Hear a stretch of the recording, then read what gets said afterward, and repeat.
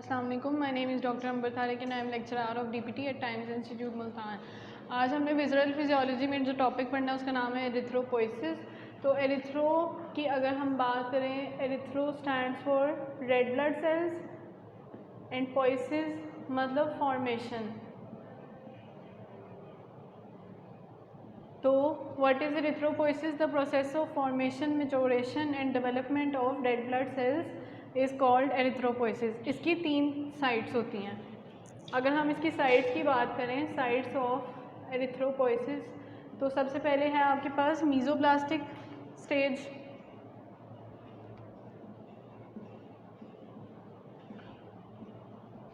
Second है आपके पास hepatic and third है आपके पास माइलॉइड स्टेज।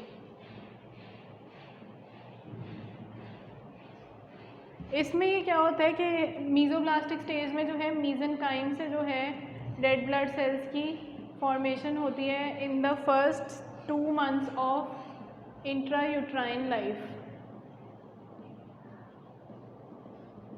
ये आपकी 3rd मंथ से शुरू हो जाती है और इसमें आपके पास लिवर से और spleen, liver and lymphoid organ से आरबीसीज़ की प्रोडक्शन स्टार्ट होती है या उसमें प्रोड्यूस होती है।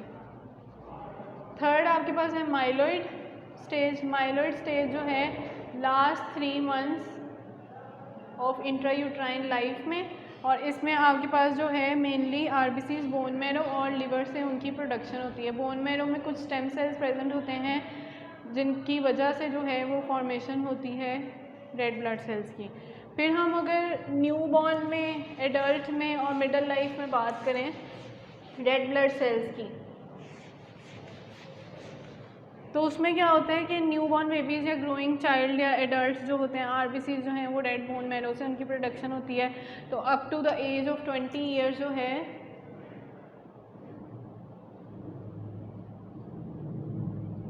लॉन्ग बोन्स के बोन मैरो से आरबीसीज़ की प्रोडक्शन होती है। जैसे कि आपके पास आ जाती हैं फीमर, आ जाती है टिबिया, आ जाती है, और उसके अलावा after the age of 20 years आपके पास मेम्ब्रेनस बोन से जो है उनके बोन मैरो से आपकी रेड ब्लड सेल्स की फॉर्मेशन होती है। क्यों? क्योंकि लॉन्ग बोन्स की जो है आफ्टर 20 ईयर्स जो है उनमें बोन मैरो जो है फैट डेपोजिशन की वजह से वो रेड बोन मैरो से कन्वर्ट हो जाता है येलो बोन मैरो में। इस वजह से जो है after age of 20 years membranous bones जैसे कि आपकी स्टर्नम है और इसके अलावा इसकी स्कैपुला आ जाती है, इलियक बोन आ जाती है, तो इन बोन से जो है आपके रेड ब्लड सेल्स की फॉर्मेशन होती है। फिर हम अगर बात करें प्रोसेस ऑफ एरिथ्रोपोइसिस या स्टेजेस ऑफ एरिथ्रोपोइसिस आप कह लें इसको, तो उसमें आपके पास आ जाते हैं स्टेम सेल्स जो हैं वो प्राइमरी होते हैं सेल्स जो कि प्रोडक्शन में हेल्प करते हैं आपकी, और ये बोन मैरो, बोन्स के अंदर बोन मैरो में प्रेजेंट होते हैं, और इनको आप कहते हैं uncommitted pluripotent haemopoietic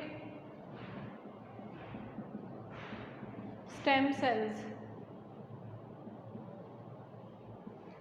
PHSC। Uncommitted pluripotent haemopoietic stem cells जो हैं वो आपकी ब्लड सेल्स की प्रोडक्शन में जो फर्स्ट फेज़ है यहाँ से फॉर्मेशन की स्टार्ट होती है।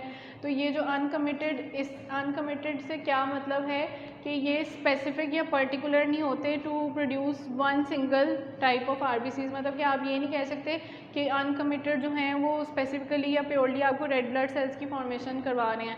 तो अगर जैसे ही ये कन्वर्ट हो जाते हैं committed pluripotent haemopoietic stem cells में, तो उसका मतलब है कमिटेड मतलब for a specific type of blood cell. तो जो कमिटेड PHSC सेल्स होते हैं वो आपके पास 2 टाइप्स के होते हैं। उसमें आपके पास आ जाते हैं लिम्फॉइड स्टेम सेल्स और दूसरे आपके पास आ जाते हैं कॉलोनी फॉर्मिंग ब्लास्टोसाइट्स।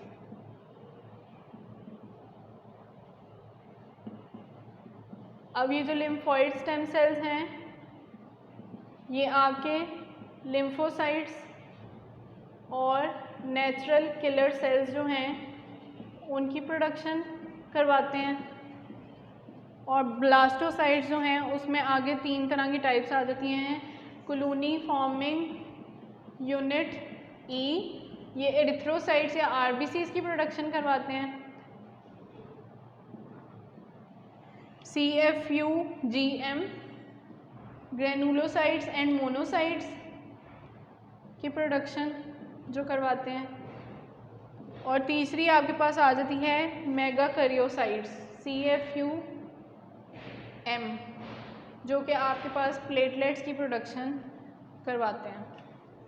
उसके बाद आ जाता है चेंजेस ड्यूरिंग एरिथ्रोपोइसिस, मतलब कि सेल डिवीजन स्टार्ट होगी तो उसमें आपके पास स्टेम सेल्स में क्या क्या चेंजेस आ रहे हैं और क्या क्या उसमें चेंजेस चल रहे हैं।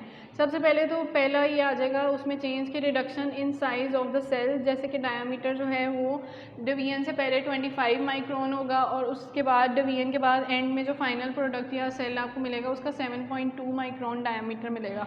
Disappearance of nucleus, second change is disappearance of nucleus and nucleoli, third is appearance of haemoglobin और fourth is change in staining properties of cytoplasm.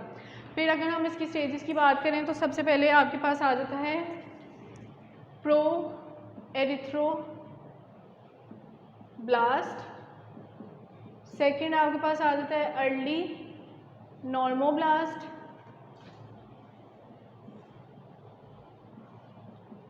Third intermediate normoblast,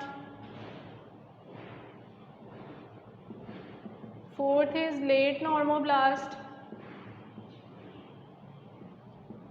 fifth is reticulocyte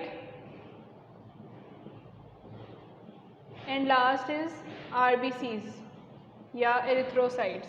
तो ये आपके पास phases होते हैं या matured erythrocyte भी कहते हैं उसको। अब अगर हम प्रो एरिथ्रोब्लास्ट की बात करें तो ये कॉलोनी फॉर्मिंग यूनिट एरिथ्रोसाइट ई, एरिथ्रोसाइट से फॉर्मेशन इनकी होती है। ये लार्जर इन डायमीटर होते हैं, इनका 20 माइक्रोन डायमीटर होता है। इसमें जो है वो ऑक्यूपाई कम्प्लीटली कर लेता है सेल को। उसके बाद न्यूक्लियस जो है उसमें 2 या 2 से ज़्यादा न्यूक्लियोलाई आपको मिलेंगे।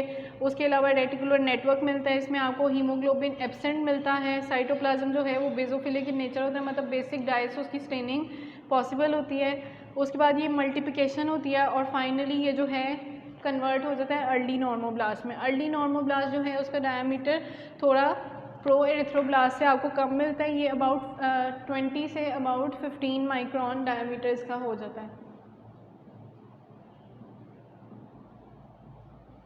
15 माइक्रोन। उसके बाद इसमें न्यूक्लियस आपको मिलेगा। न्यूक्लियस में न्यूक्लियोलाई जो है वो डिसअपियर होना शुरू हो जाएगा। कंडेंसेशन होगी आपकी क्रोमेटिन नेटवर्क की, और कंडेंसेशन मतलब कि क्लम्पिंग या आप कह लें कलेक्ट होके वो एक ही जगह पे क्लस्टर की फॉर्म में आ जाएगा।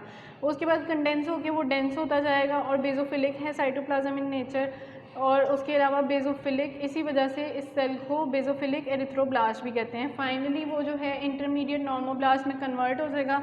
उसका जो है डायमीटर 15 से 10 या 12 माइक्रोन की रेंज में जो है वो वेरी करेगा। इसमें न्यूक्लियस प्रेजेंट आपको मिलेगा। उसके बाद इसमें आपको क्रोमेटिन नेटवर्क जो है वो फर्दर उसकी कंडेंसेशन होगी। हीमोग्लोबिन जो है वो अपीयर होना शुरू हो जाएगा। साइटोप्लाज्म अभी भी इसमें बेसोफिलिक आपको मिलेगा। उसके बाद प्रेजेंस ऑफ हीमोग्लोबिन, और ये जो है हीमोग्लोबिन की प्रेजेंस की वजह से ये एसिडिक स्टेनिंग भी कर सकता है और बेसिक डाइस स्टेनिंग भी कर सकता है, इसीलिए इसको कहते हैं पॉलीक्रोमेटिक एरिथ्रोब्लास्ट। पॉलीक्रोमेटिक मतलब पॉली मतलब मल्टीपल और क्रोमेटिक मतलब कि ये मल्टीपल डाइस से इसकी स्टेनिंग पॉसिबल होती है।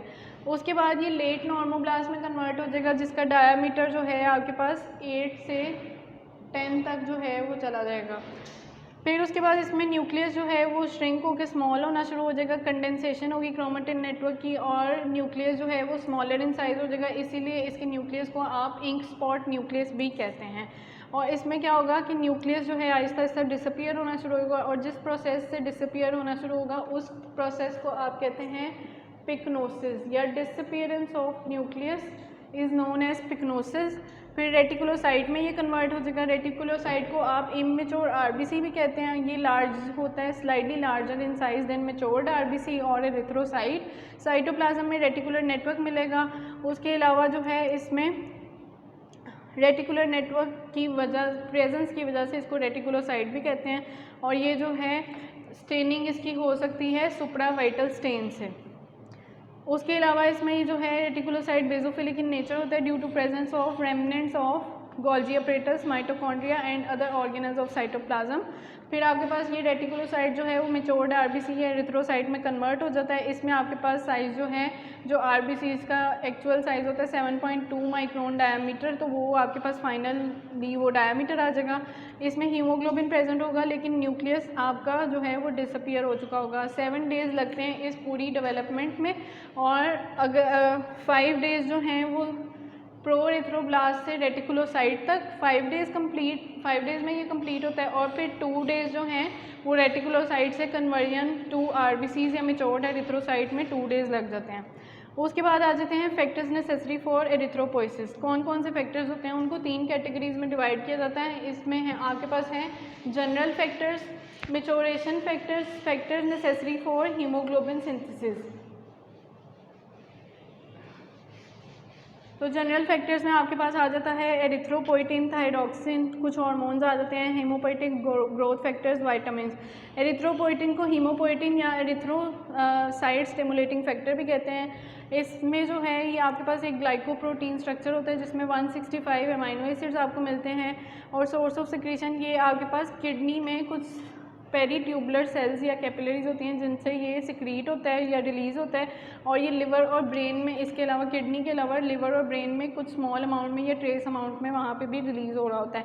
हाइपोक्सिया जो है वो इसको रिलीज़ करने में स्टिमुलस जो है वो प्रोवाइड करता है, उसकी वजह से इसकी रिलीज़ जो है वो प्रमोट होती है। एक्शंस क्या क्या होते हैं इसके, ये जो है प्रोडक्शन करवाता है प्रो एरिथ्रोब्लास्ट की from colony forming units erythrocyte of bone marrow, development of pro erythroblast into matured RBC through several different stages, जिसमें अर्ली नॉर्मोब्लास्ट, इंटरमीडिएट नॉर्मोब्लास्ट और लेट नॉर्मोब्लास्ट, फिर रेटिकुलोसाइट आ जाता है।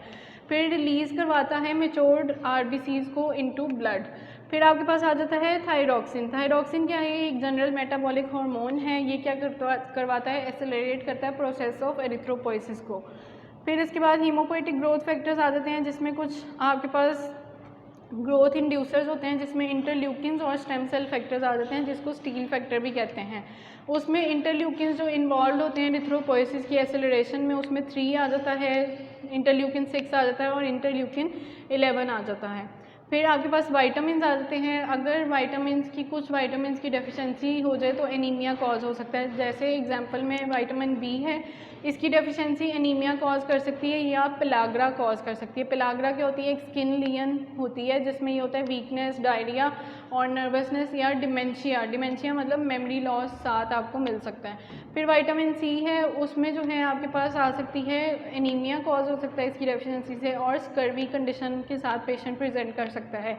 स्कर्वी क्या होती है, इसमें क्या होता है कोलेजन सिंथेसिस जो है वो या तो डेफिशिएंट हो जाएगी या कोलेजन जो है उसकी अमाउंट या क्वांटिटी जो है वो कम होना शुरू हो जाएगी। उसकी वजह से क्या होगा, रफ स्किन मिलेगी, ब्लीडिंग गम्स आपको मिलेंगी, पेशेंट में लूजनिंग ऑफ टीथ के मतलब उसको लगेगा कि उसके टीथ जो है ना उसके सॉकेट में से लूज़ होते जा रहे हैं और शायद जैसे अभी फीलिंग होगी जैसे अभी गिर जाएंगे उसके दांत। उसके अलावा पुअर वुंड हीलिंग मतलब उसमें कोई इन्फेक्शन या आपको कोई ज़ख़म मतलब कोई इंजरी हो गई, कोई ज़ख़म बना तो उसमें जो है हीलिंग जो है उसकी डिक्रीज़ हो जाएगी, टाइम जो है उसमें बहुत ज़्यादा लगेगा हीलिंग में।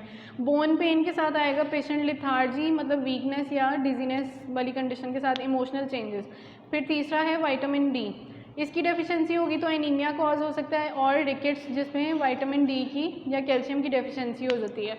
विटामिन ई जो है उसकी डेफिशिएंसी से एनीमिया या मेल न्यूट्रिशन कॉज हो सकती है। फिर आ जाते हैं सेकंड मैच्योरेशन फैक्टर्स, जिसमें आपके पास सबसे पहले है विटामिन B12, सेकंड है इंट्रिंसिक फैक्टर ऑफ कैसल और थर्ड है फॉलिक एसिड। विटामिन B12 जो है वो एक्सट्रिंसिक फैक्टर भी उसको कहते हैं, और ये जो है मेनली आप डाइट से अपनी बॉडी के अंदर इंजेस्ट मतलब इनटेक उसकी डाइट से होती है। उसके बाद इसकी एब्जॉर्प्शन जो है इंटेस्टाइन में होती है, लेकिन इसकी एब्जॉर्प्शन के लिए इंट्रिंसिक फैक्टर ऑफ कैसल जो है वो प्रेजेंट होना ज़रूरी है। विटामिन B12 जो है वो लिवर में उसकी स्टोरेज लिवर के अंदर स्टोरेज कैपेसिटी होती है कि वो विटामिन B12 को अपने अंदर स्टोर कर ले, और कुछ क्वांटिटी इसकी ट्रेस अमाउंट में जो है वो मसल्स के अंदर भी स्टोर होती है। और जैसे ही उसको लगेगा कि ये नेसेसरी है कि इसका रिलीज़ हो जाना चाहिए, तो वो ट्रांसपोर्ट हो जाएगी to bone marrow from the small intestine for promoting maturation of RBCs या फॉर्मेशन ऑफ RBCs। उसके बाद इसका एक्शन क्या होता है कि ये जो है इसकी अगर डेफिशिएंसी हो जाती है बॉडी में, तो ये पर्निशियस एनीमिया कॉज कर सकता है, इसीलिए इसको कहते हैं एंटी पर्निशियस फैक्टर। फिर सेकंड आपके पास आ जाता है इंट्रिंसिक फैक्टर ऑफ कैसल। ये गैस्ट्रिक म्यूकोजा जो स्टमक की लेयर होती है उसके अंदर प्रोड्यूस होता है by parietal cells of the gastric glands, और इसमें इसकी ये ज़रूरी होता है हमारी बॉडी में प्रेजेंट होना for the absorption of vitamin B12 from the intestine. उसके बाद अगर इसकी डेफिशिएंसी हो जाती है तो गैस्ट्राइटिस हो सकता है। गैस्ट्राइटिस मतलब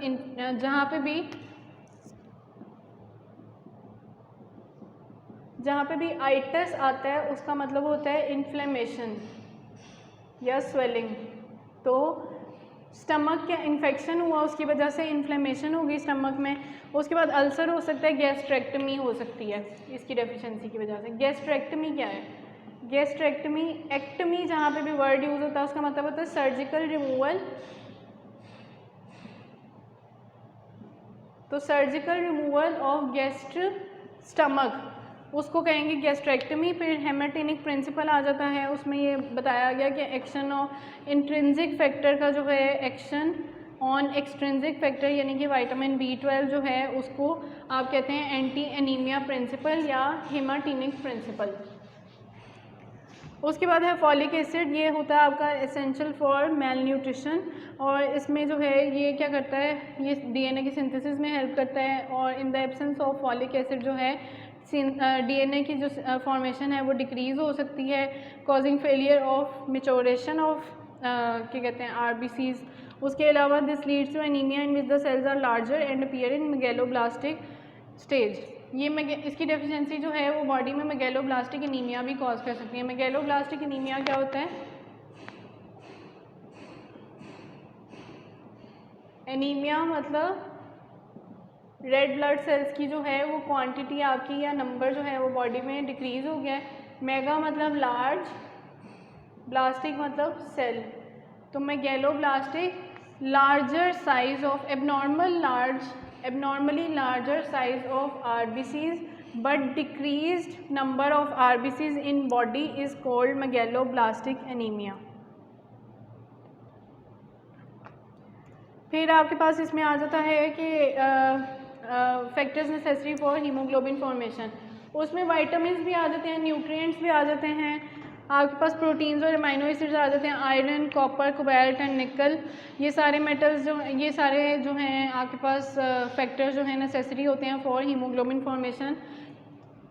फिर आपके पास आ जाता है हीमोग्लोबिन होता क्या है। हीमोग्लोबिन एक आयरन कंटेनिंग मैटर है या आयरन कंटेनिंग पिगमेंट है जिसमें रेड ब्लड सेल्स के अंदर प्रेजेंट होता है। ये क्रोमोप्रोटीन है जिसमें 95% ऑफ ड्राई वेट होता है RBCs का, और 30% से 34% तक इसका वेट वेट होता है। फंक्शन इसका ये होता है, ये ट्रांसपोर्ट या करता है कैरी रेस्पिरेटरी गैसेज जैसे ऑक्सीजन, कार्बन डाइऑक्साइड को, और इसका मॉलिक्यूलर वेट जो है वो आपके पास 68,000 रहता है। इसकी नॉर्मल जो रेंज होती है वो आपके पास 14 to 16 ग्राम पर डेसीलीटर होती है, और ये मेल्स में और फीमेल्स में वेरी करता है। मेल्स में जो है ये आपके पास 15 ग्राम पर डेसीलीटर, और फीमेल्स में आपके पास 14.5 ग्राम पर डेसीलीटर आपको हीमोग्लोबिन मिलता है। फंक्शन इसके क्या होते हैं, ये ट्रांसपोर्ट करता है रेस्पिरेटरी गैसेस को, जिसमें ऑक्सीजन को लंग्स से टिश्यूज़ तक और कार्बन डाइऑक्साइड को टिश्यूज़ से लंग्स तक ट्रांसपोर्ट करने में हेल्प करता है। अब ट्रांसपोर्ट ऑफ ऑक्सीजन की अगर बात करें हम, तो हीमोग्लोबिन जब भी बॉडी में ऑक्सीजन के साथ बाइंड करेगा तो ये बनाएगा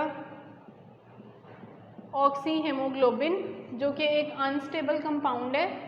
और ये क्या होता है कि जब बॉडी में ऑक्सीजन डेफिशिएंट हो जाती है तो क्या होता है कि तब ऑक्सी हीमोग्लोबिन जो है वो ब्रेक डाउन होकर ऑक्सीजन को रिलीज़ कर देता है बॉडी में जहाँ पे भी ऑक्सीजन की सप्लाई की ज़रूरत हो, और ऑक्सीजन की डेफिशिएंसी को कम करने के लिए, और हीमोग्लोबिन जो है वो ब्लड में सर्कुलेट करना शुरू कर देता है। उसके अलावा जो है ट्रांसपोर्ट ऑफ कार्बन, अच्छा इसमें जो है आयरन, फिर हीमोग्लोबिन जो है वो कन्वर्ट हो सकता है ब्रेक डाउन होकर आयरन में और ग्लोबिन में।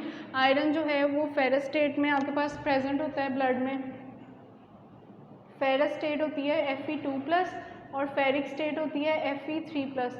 अब ये जो चार्ज होता है ना, इसका ये मतलब होता है कि इतने इलेक्ट्रॉन्स इसमें डेफिशिएंट हैं और ये इतने इलेक्ट्रॉन्स किसी से भी ले सकता है। तो आपके पहले आपके पास ब्लड में जो है वो फेरस स्टेट में प्रेजेंट होता है और बाद में अल्टीमेटली ये जो है वो फेरिक स्टेट में कन्वर्ट हो जाता है। उसके बाद आपके पास आ जाता है इसका बफर एक्शन। अच्छा, ट्रांसपोर्ट ऑफ कार्बन डाइऑक्साइड, इसी तरह से कार्बन डाइऑक्साइड के साथ ये जब कंबाइन करेगा तो ये आपके पास बनाता है कार्बोक्सी हेमोग्लोबिन। ये भी एक अनस्टेबल कंपाउंड होता है और ये भी जब बॉडी को कार्बन डाइऑक्साइड जो है वो डेफिशिएंट बॉडी में हो तो वो ये ब्रेक डाउन होके कार्बन डाइऑक्साइड की सप्लाई जो है वहाँ पे दे देता है और हीमोग्लोबिन जो है वो आयरन में और ग्लोबिन में कन्वर्ट हो जाता है। और जो कार्बन डाइऑक्साइड की कैपेबिलिटी होती है टू बाइंड विद हीमोग्लोबिन वो 20 टाइम्स ज़्यादा होती है as compare to combine with oxygen. उसके बाद इसका बफर एक्शन आ जाता है, ये एसिड बेस बैलेंस रेगुलेशन में हेल्प करता है। अगर हम इसके स्ट्रक्चर की बात करें हीमोग्लोबिन की,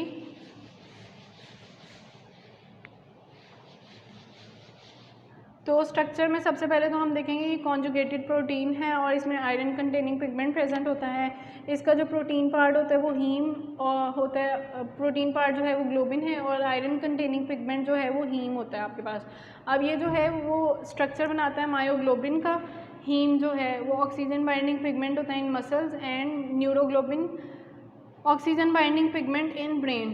फिर उसके बाद आयरन को देख लें अगर, तो ये फेरस फॉर्म में आपको मिलता है। ये जो है अनस्टेबल होता है या लूज फॉर्म होती है और ये कुछ एबनॉर्मल कंडीशंस में जो है वो फेरिक कंडीशन में फेरिक स्टेट में कन्वर्ट हो जाता है। पोरफायरिन जो है वो पिगमेंट होता है एक, और ये जो है 4 पायरोल रिंग से जो है वो बनता है 1, 2, 3 एंड 4 और इसके साथ जो है मेथेन CH4 जो है वो 4 जगह से ब्रिजिंग इसकी होती है।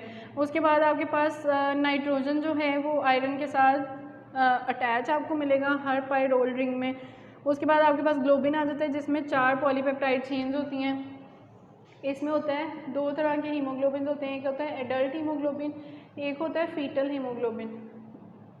एडल्ट हीमोग्लोबिन में जो है 2 अल्फा चेन्स मिलती हैं आपको और 2 ही बीटा चेन्स मिलती हैं, और फीटल हीमोग्लोबिन में आपको 2 अल्फा और बीटा की जगह आपको 2 गैमा चेन्स मिलती हैं।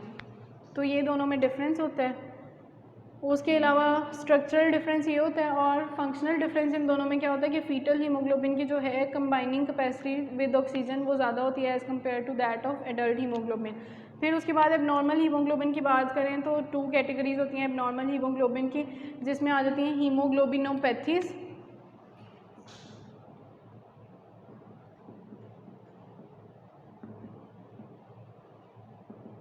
और दूसरी आ जाती है haemoglobin thalassaemia and related blood disorders या डिसऑर्डर्स।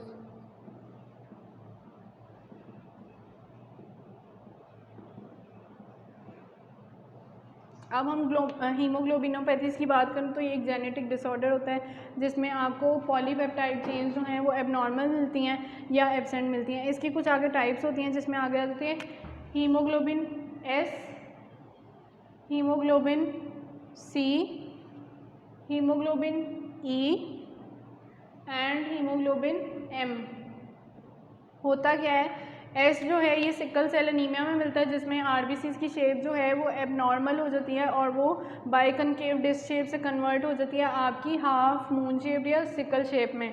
उसके बाद इसमें जो है अल्फा चेन्स नॉर्मल आपको मिलेंगी लेकिन बीटा चेन्स में आपको एबनॉर्मेलिटी मिलेगी।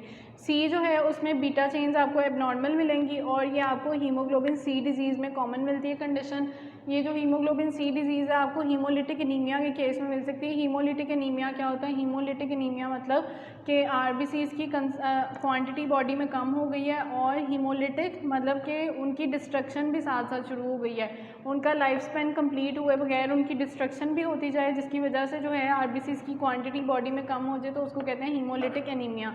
फिर आपके पास थर्ड टाइप है हीमोग्लोबिन ई, इसमें बीटा चेन्स आपको एबनॉर्मल मिलती हैं और ये हीमोग्लोबिन ई डिजीज़ में आपको मिल सकती है जिसमें क्या होता है माइल्ड हीमोलिटिक एनीमिया और स्प्लीनोमेगैली मिलती है। स्प्लीनोमेगैली क्या होता है, एनलार्जमेंट ऑफ स्प्लीन, मेगैली मतलब लार्ज, स्प्लीनो मतलब एनलार्जमेंट ऑफ स्प्लीन। उसके बाद क्या होता है, हीमोग्लोबिन एम होता है, जिसमें क्या होता है कि मेथेमोग्लोबिन की फॉर्म में जो है हीमोग्लोबिन आपको प्रेजेंट मिलता है। ये क्या होता है, इसमें म्यूटेशन हो जाती है दोनों चेन्स में, अल्फ़ा में भी और बीटा में भी।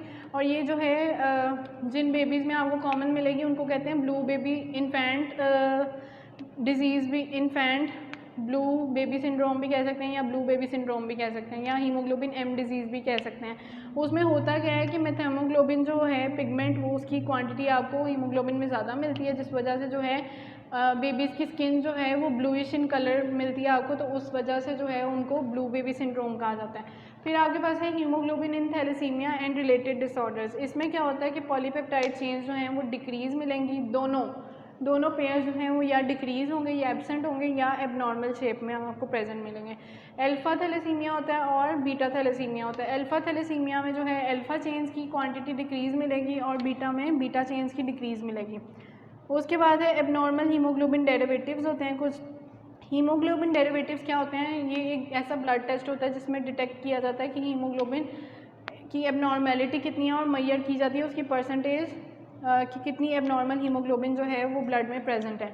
इसके बाद ये है, इसमें क्या किया जाता है, ये एबनॉर्मल हीमोग्लोबिन डेरिवेटिव्स जो होते हैं वो कार्बन मोनोऑक्साइड से जो है उनकी फॉर्मेशन होती है, या कार्बन मोनोऑक्साइड की पॉइजनिंग अगर बॉडी में हो जाए तो उस वजह से एबनॉर्मल हीमोग्लोबिन डेरिवेटिव्स बॉडी में प्रोड्यूस हो सकते हैं। जिस तरह के बहुत सारे इनमें कॉमन आ जाते हैं कुछ ड्रग्स, जैसे नाइट्राइड्स, नाइट्रेट्स एंड सल्फानामाइड्स।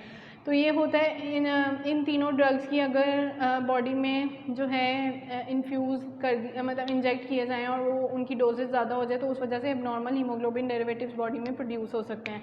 कौन कौन से हो सकते हैं, इसमें कार्बोक्सी हीमोग्लोबिन हो सकता है। कार्बोक्सी हीमोग्लोबिन मतलब अगर कार्बन डाइऑक्साइड के साथ बाइंड होने की बजाय हीमोग्लोबिन जो है वो कार्बन मोनोऑक्साइड के साथ बाइंड हो जाए तो उसको आप कहेंगे कार्बोक्सी हीमोग्लोबिन। मेथेमोग्लोबिन मतलब मेथेमोग्लोबिन पिगमेंट के साथ जो है वो बाइंड हो जाए सल्फ हीमोग्लोबिन सल्फानामाइड के साथ। अब इसमें कार्बोक्सी हीमोग्लोबिन में उन्होंने बताया है कि कार्बन मोनोऑक्साइड के साथ जो है वो बाइंड अगर हो जाए तो वो एबनॉर्मल हीमोग्लोबिन डेरिवेटिव होता है। कार्बन मोनोऑक्साइड एक कलरलेस और ओडोरलेस गैस होती है और इसकी जो है capability to bind with haemoglobin is 200 times more than carbon dioxide and oxygen. तो ये क्या करता है, अगर मतलब बाइंड हो गया उसके बाद बॉडी में सर्कुलेट हो गया ब्लड में, तो ये मेनली आपकी ट्रांसपोर्ट ऑक्सीजन और कार्बन डाइऑक्साइड की जो है वो स्टॉप कर देता है। और क्या करता है कि वो जब स्टॉप होगी तो हाइपोक्सिया कंडीशन कॉज हो सकती है, मतलब कि आपकी जो है वहाँ पे ऑक्सीजन सप्लाई जो है वो कम हो गई है।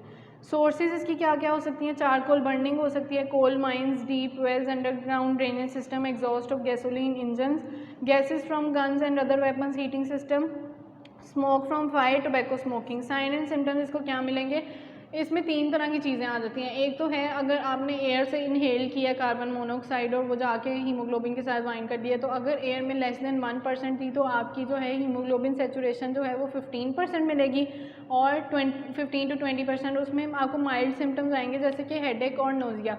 अगर मोर देन 1% प्रेजेंट थी कार्बन मोनोऑक्साइड तो 30 to 40% जो है हीमोग्लोबिन सेचुरेशन मिलेगी और सिम्टम्स आपको आएंगे कन्वल्जन्स यानी चक्कर आना, डिजीनेस, कार्डियो रेस्पिरेटरी अरेस्ट मतलब कि ब्रीदिंग जो है वो कॉम्प्रोमाइज़ हो जाएगी, हार्ट के मतलब कोई सिम्टम्स आ सकते हैं कि जैसे कि आपका शॉर्टनेस ऑफ ब्रेथ हो गई, उसके अलावा चेस्ट पेन आ सकती है आपको, अनकॉन्शियसनेस एंड कॉमा।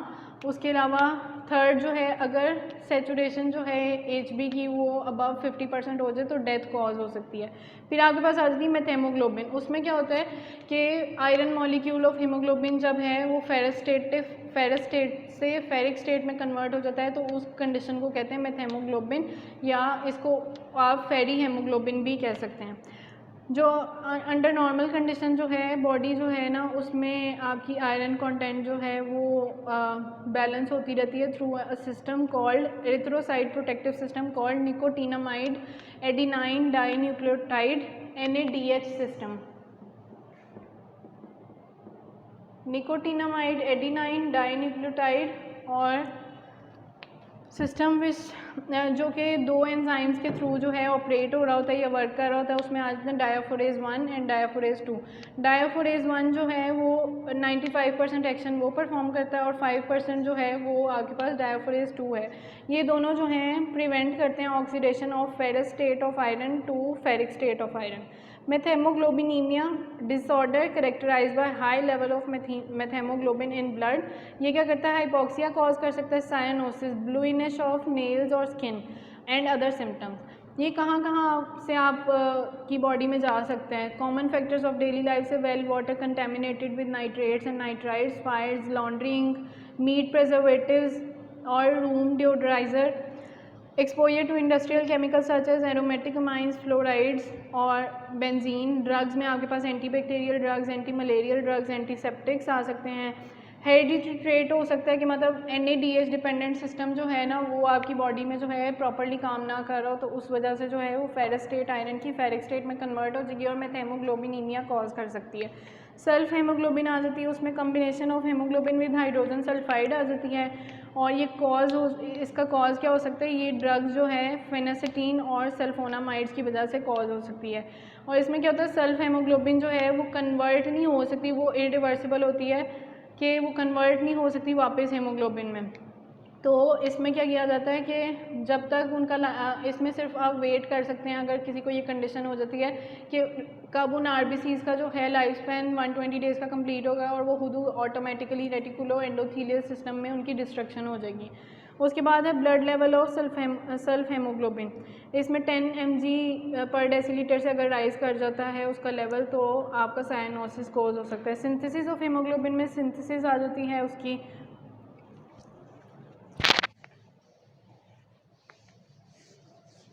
कुछ स्टेप्स होते हैं उसमें। आपके पास माइटोकॉन्ड्रिया, साइटोप्लाज्म, ये है माइटोकॉन्ड्रिया और ये है आपके पास साइटोप्लाज्म। आपके पास माइटोकॉन्ड्रिया में 2 succinyl coenzyme molecules, coenzyme A molecules plus आपके पास 2 मॉलिक्यूल्स ग्लाइसिन के जो हैं वो कंबाइन करेंगे। वो माइटोकॉन्ड्रिया में जो है पहले ये कन्वर्ट होंगे अल्फा एमाइनो लिविनिक एसिड में और ये जाएंगे आपके साइटोप्लाज्म में, इसके 2 मॉलिक्यूल्स होंगे। वहाँ जाके ये क्या होगा, ALA डिहाइड्रेटेज एंजाइम की प्रेजेंट में ये कन्वर्ट हो जाएंगे पोर्फोबिलिनोजिन में। फिर पोर्फोबिलिनोजिन से ये सिंथेज एंजाइम की प्रेजेंस में जो है वो आपके कन्वर्ट हो जाएंगे यूरोपोर्फोबिलिनोजिन 1। फिर उसके बाद ये आपके पास को सिंथेज एंजाइम की प्रेजेंस में यूरोपोर्फोबिलिनोजिन 1 जो है वो आपके पास 3 में कन्वर्ट हो जाएगा। देन डी कार्बोक्सिलेज एंजाइम की प्रेजेंस में ये जो है आपके पास पोर्फोबिलिनोजिन 3 में कन्वर्ट हो जाएगा। देन क्या होगा कि ये यहाँ से वापस माइटोकॉन्ड्रिया में जाएगा पोर्फोबिलिनोजिन 3 और ये कन्वर्ट हो जाएगा ऑक्सीडेज एंजाइम की प्रेजेंस में पोर्फायरिनोजिन 9 में। देन ये आपके पास 9 से जो है इसके क्या होगा कि फेरोक्लेटेज एंजाइम की प्रेजेंस में कोलेटेज हीम में कन्वर्ट होगा और यहाँ से जो है आपके पास आयरन रिलीज हो जाएगा और ये जो हीम है ये राइबोसोम्स में जाएगा और ग्लोबिन के साथ कंबाइन होकर आपका हीमोग्लोबिन बना देगा। इस तरह से इसकी सिंथेसिस होती है। अब इसकी डिस्ट्रक्शन जो है उसके लिए क्या क्या लाइफ स्पैन जो है 120 डेज़ का कंप्लीट होगा, डिस्ट्रॉय हो जाएंगे रेटिकुलर एंडोथीलियल सिस्टम में और उसके बाद जो है ये ग्लोबिन में कन्वर्ट हो जाएगा। अब ये किस तरह से होता है,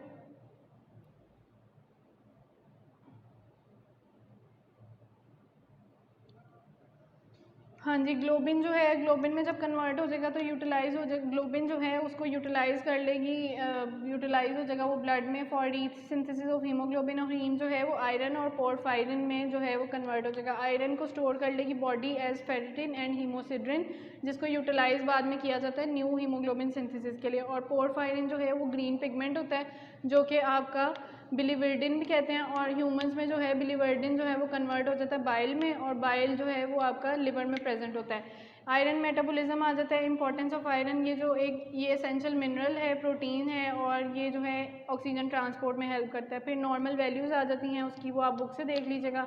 फिर डाइटरी आयरन है, उसमें हीम आयरन होता है और नॉन हीम आयरन होता है। इन दोनों में डिफरेंस ये होता है कि हीम आयरन जो है वो आपका फिश में या मीट में या चिकन में प्रेजेंट होता है, और नॉन हीम आयरन जो है वो आपका वेजिटेबल्स में प्रेजेंट होता है। एब्जॉर्प्शन ऑफ आयरन जो है वो स्मॉल इंटेस्टाइन में होती है, जैसे हमने विटामिन B12 से पढ़ा कि स्मॉल इंटेस्टाइन में विटामिन B12 किस तरह से एब्जॉर्ब होता है, उसी तरह आयरन की एब्जॉर्प्शन इसमें होती है। ये जो है वो फेरिक स्टेट में प्रेजेंट होता है और ये कन्वर्ट हो जाता है फेरस स्टेट में, जो ब्लड में एब्जॉर्ब हो जाता है, और उसके बाद वो हाइड्रोक्लोरिक एसिड जो हमारा गैस्ट्रिक जूस में प्रेजेंट होता है, स्टमक के अंदर से रिलीज होता है, तो ये क्या करता है कि फेरस आयरन को सोल्यूबल बना देता है ताकि वो कन्वर्ट हो जाए फेरिक एंजाइम, फेरिक आयरन में बाय एंजाइम फेरिक रिडक्टेज। उसके बाद इसमें लास्ट चीज़ ये आ जाती है ट्रांसपोर्ट ऑफ आयरन, जो है आफ्टर एब्जॉर्प्शन इनटू ब्लड जो है आयरन कंबाइन करता है अल्फा बीटा ग्लोबुलिन के साथ और एपो ट्रांसफेरिटिन एंजाइम की प्रेजेंस में, और ये रिजल्ट करता है in the formation of transferrin, और ट्रांसफेरिन की फॉर्म में ये जो है वो एब्जॉर्ब हो जाता है और ट्रांसपोर्ट हो जाता है। स्टोरेज जो है इसकी वो होती है रेटिकुलो एंडोथीलियल सिस्टम में, ये स्टोर हो जाता है लिवर हिपेटोसाइट्स में, और स्मॉल क्वांटिटी जो है वो एज हीमोसिड्रिन आपकी स्टोर होती है। डेली लॉस कितना होता है इसका, 1 mg ऑफ आयरन जो है वो एक्सक्रीट होता है एवरी डे थ्रू फीसिस, और ये मेल्स में इस तरह से होता है, और फीमेल्स में जो है वो मेंस्ट्रुएशन की वजह से इसकी एक्सक्रीशन ज़्यादा होती है और लॉस जो है आयरन का ज़्यादा होता है। फिर रेगुलेशन होती है, उसमें 2 फैक्टर्स आ जाते हैं, एक है stoppage of apo transferrin formation in liver, और दूसरा है reduction in release of iron from the transferrin. उसमें क्या होता है कि सैचुरेटेड फॉर्म से वो अनसैचुरेटेड में कन्वर्ट हो जाता है और उसकी एब्जॉर्प्शन जो है वो फर्दर स्टॉप हो जाती है। तो ये आज का हमारा टॉपिक था। नेक्स्ट टॉपिक हम नेक्स्ट लेक्चर में डिस्कस करेंगे। थैंक यू, अल्लाह हाफिज़।